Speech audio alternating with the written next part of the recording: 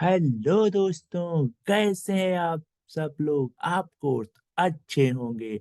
आज हम आपके लिए लेकर आए हैं नया टाइप का सेशन।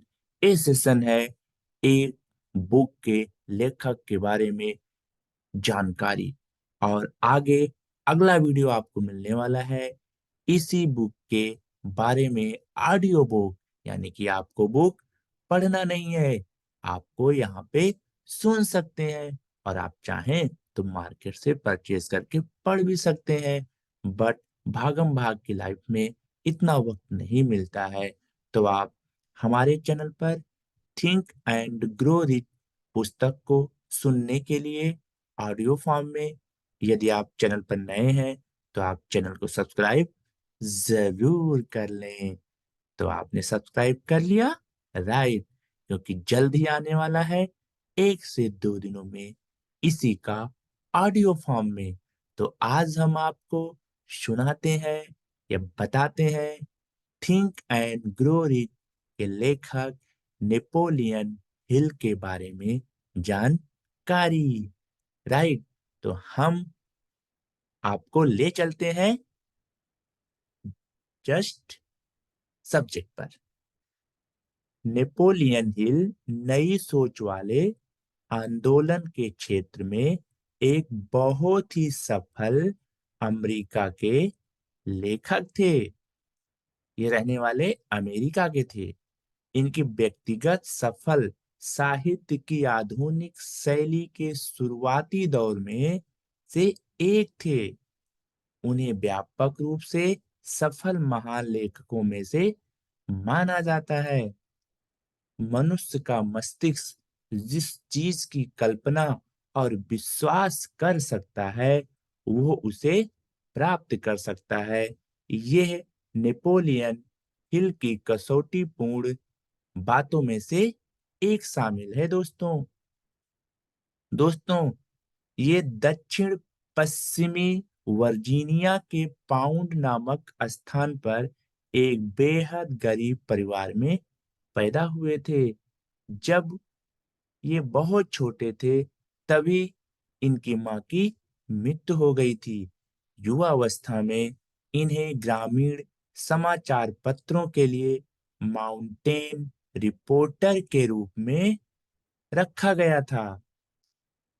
इनकी शिक्षा पर खर्च के लिए धन की कमी के कारण इन्हें कॉलेज से निकाल दिया गया। इनके कार्य के साथ साल 1908 में नेपोलियन हिल के जीवन में एक महत्वपूर्ण मोड़ आया दोस्तों, जब सुप्रसिद्ध और सफल लोगों के बारे में लेखों की एक श्रृंखला के एक भाग के रूप में इन्होंने उद्योगपति एड्यून कार्नेगी का साक्षात्कार किया। उस समय कार्नेगी दुनिया के सबसे शक्तिशाली लोगों में से एक हुआ करते थे। नेपोलियन हिल को ये मालूम चला कि कार्नेगी का मानना था कि सफलता की प्रक्रिया को एक सरल सूत्र में रेखांकित किया जा सकता है, जिसे समझने और प्राप्त करने में कोई भी सक्षम हो सकेगा।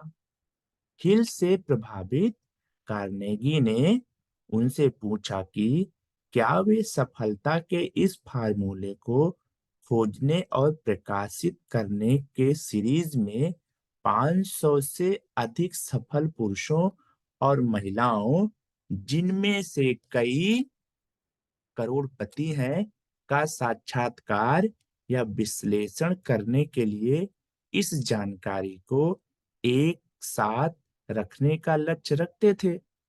अपने शोध के हिस्से के रूप में नेपोलियन हिल ने Thomas Edison, Alexander Graham Bell, George Eastman, Henry Ford इत्यादि बहुत सारे लोगों का साक्षात्कार किया।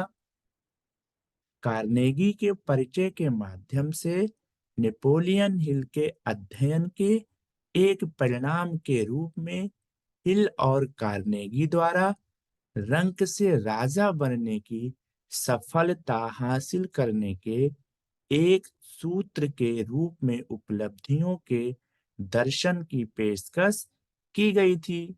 दोस्तों, शुरू में 1928 में बहुखंडीय अध्ययन पाठ्यक्रम के रूप में सफलता का सिद्धांत पारित हुआ था। नेपोलियन हिल ने बाद में अपनी सबसे अधिक प्रसिद्ध रचना थिंक एंड ग्रो रिच, यानी कि सोचो और अमीर हो जाओ, प्रस्तुत की, जो सर्वाधिक सबसे अधिक बिकने वाली पुस्तकों में से एक हो गई। नेपोलियन हिल का काम निजी विश्वासों की शक्ति और व्यक्तिगत सफलता में निभाई गई उनकी भूमिका की जांच करता है।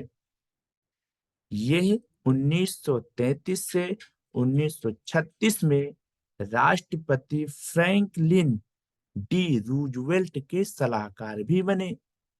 आधुनिक सफलता के दर्शन के शिक्षक अपने छात्रों के व्यक्तिगत विकास के ज्ञान का विस्तार करने के लिए अभी भी नेपोलियन हिल द्वारा सिखाए गए अनुसंधान सूत्रों का उपयोग करते हैं।